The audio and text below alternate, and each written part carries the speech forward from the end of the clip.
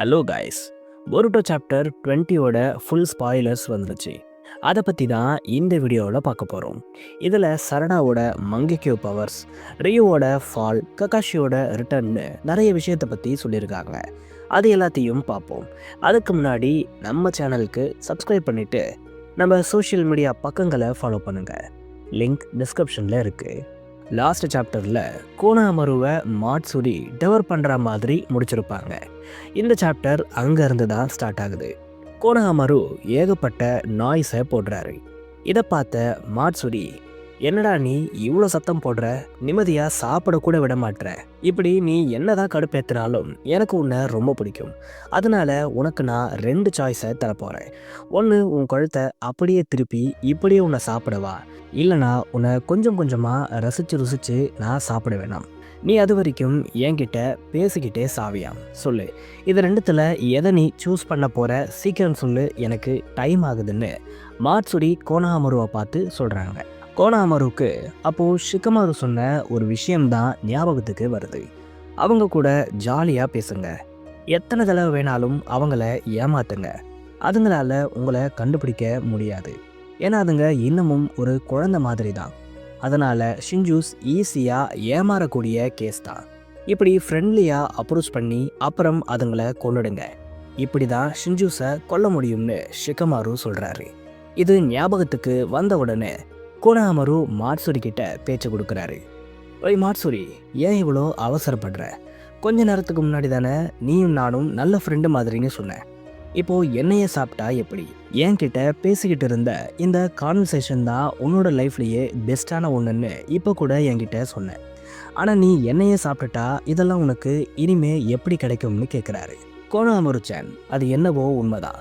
உன் கூட பேசிக்கிட்டு இருந்தப்போ நான் என்னோட கோலையே மறந்து போயிட்டேன். நீ என்னவோ பண்ணுற, அதில் நான் மயங்கி ஏதேதோ யோசிக்கிறேன். ஆனால் எனக்கு இப்போதான் ஒரு விஷயமே புரியுது. நீ ஒரு டேஞ்சர். உன்னால் எனக்கு மிகப்பெரிய ஆபத்து வரலாம். உன்னை கொன்னா மட்டும்தான் இந்த ஆபத்திலிருந்து நான் தப்பிக்க முடியும். என்னோட இன்ஸ்டிங்க்டும் இதை தான் சொல்லுது. அதனால் சாரி கோனாமரு-சான், உன்னை நான் கொன்று தான் ஆகணும். ஆனால் நீ கவலைப்படாத, நான் உன்னை தின்னப்புறம் நீயும் நானும் ஒன்றாகிடுவோம். அப்புறம் நீ எப்போவுமே எனக்குள்ளதான் இருப்ப. உன்னை யாராலையுமே என்கிட்ட இருந்து பிரிக்க முடியாதுன்னு சொல்கிறாங்க. மொத்த பிளானும் ஊற்றிக்கிச்சு.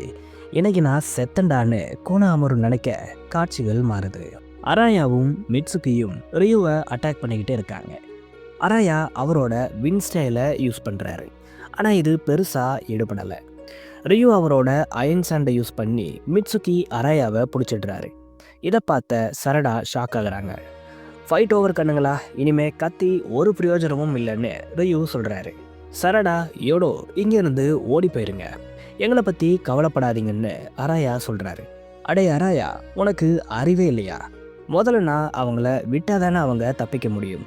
அவங்கள இப்போவே உன் கண்ணு முன்னாடியே கொல்ல போகிறேன்னு ரியு சொல்கிறாரு. ப்ளீஸ் அவங்கள விடுன்னு சரடா சொல்ல, ஓ விட்டுறலாமே, அதுக்கு முன்னாடி போருட்டோ உட்சுசுகி எங்க? போருட்டோக்கு ஹெல்ப் பண்ணுறது யாரு? போருட்டோவோட வீக்னஸ் என்ன? இப்படி ஏதாச்சும் ஒரு விஷயத்த எனக்கு சொன்னால் கூட போதும். நீங்கள் என்ன முதுகில் குத்துனதை கூட நான் மன்னிச்சு உங்களுக்கு என்னால் என்ன பண்ண முடியும்னு பார்ப்பேன்.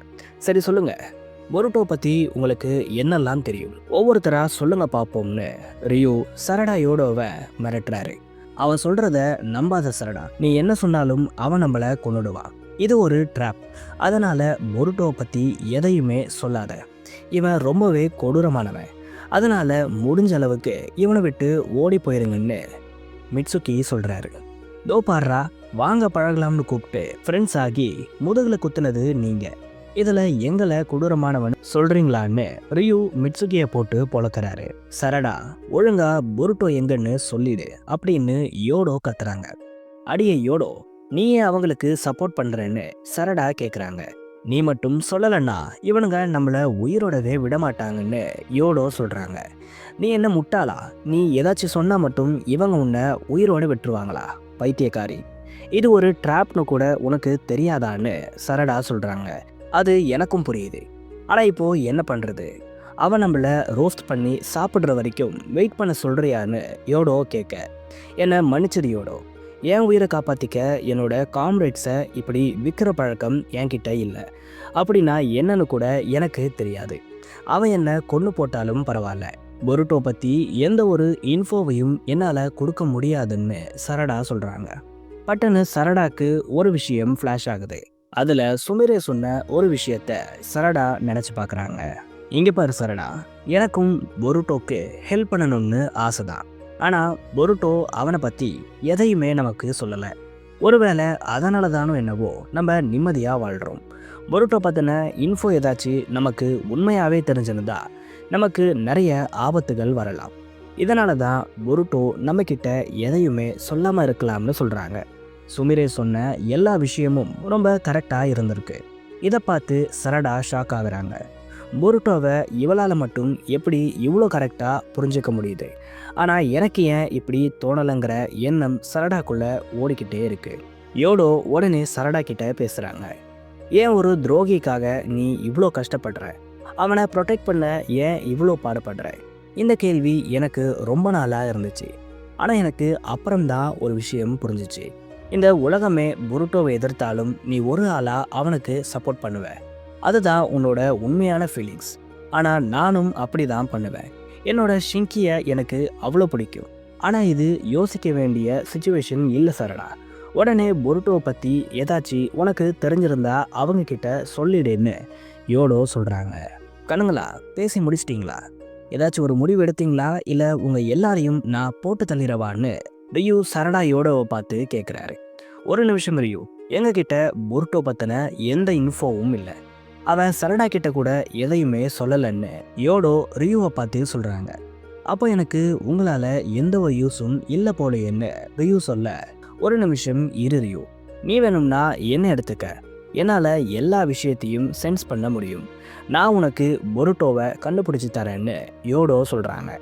அட பைத்தியமேன்னு சரடாவும் அராயாவும் யோடோவை பார்த்து திட்டுறாங்க. உனக்கு பொருட்டோ பற்றி தெரியணும்னா என்னால் மட்டும்தான் உனக்கு ஹெல்ப் பண்ண முடியும். அதனால் இந்த டீலை ஓகே பண்ணுறது தான் உனக்கு நல்லதுன்னு ரியூ கிட்ட யோடோ சொல்ல காட்சிகள் மாறுது. கோனாமரு வலியால் கத்துறாரு. இதை பார்த்த மாட்சுரி கண் கலங்குறாங்க. என்னோட கண்ணில் இருந்து என்னவோ வருதுன்னு கோனாமரு கிட்ட மாட்சுரி கேட்குறாங்க. அதுதான் கண்ணீர். நீ என்ன உண்மையாக விரும்புறதுக்கு அதுதான் ஆதாரம்னு கோனாமரு மாட்சுரியை பார்த்து சொல்கிறாங்க. மாட்சுரி பயங்கரமாக அழுறாங்க. கோனாமரு மாட்சுரியை பார்த்து சில விஷயத்த சொல்கிறாரு. மாட்சுரி, இன்னும் கொஞ்ச நேரத்தில் நான் சாக போகிறேன், அது எனக்கே தெரியுது. அதனால் என்னோட கடைசி ஆசையாக என் கையை கொஞ்ச நேரம் அப்படியே பிடிச்சிக்கோன்னு கோனாமரு மாட்சுரியை பார்த்து கேட்குறாரு. மாட்சுரியும் கோனாமருவோட கையை பிடிக்க ஒரு ஜெயண்ட் ரசிங்கனை எடுத்து மாட்சுரி மூஞ்சிலேயே வைக்கிறாரு கோனாமரு.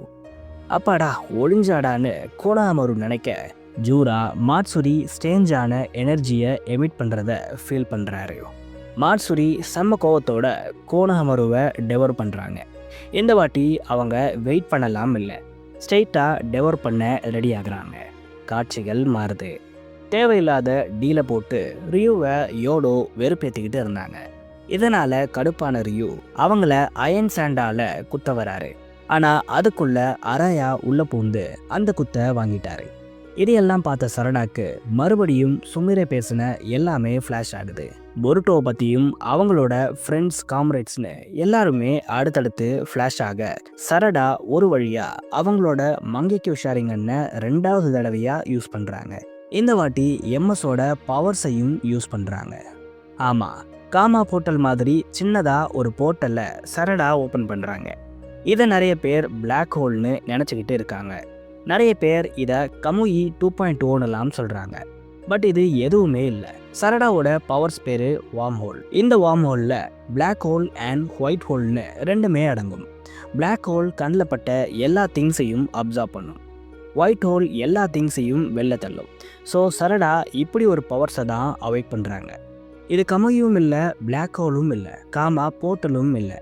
இந்த பவர்ஸை பற்றி தனியாகவே ஒரு வீடியோ போடலாம். அவ்வளோ விஷயம் இதில் இருக்குது.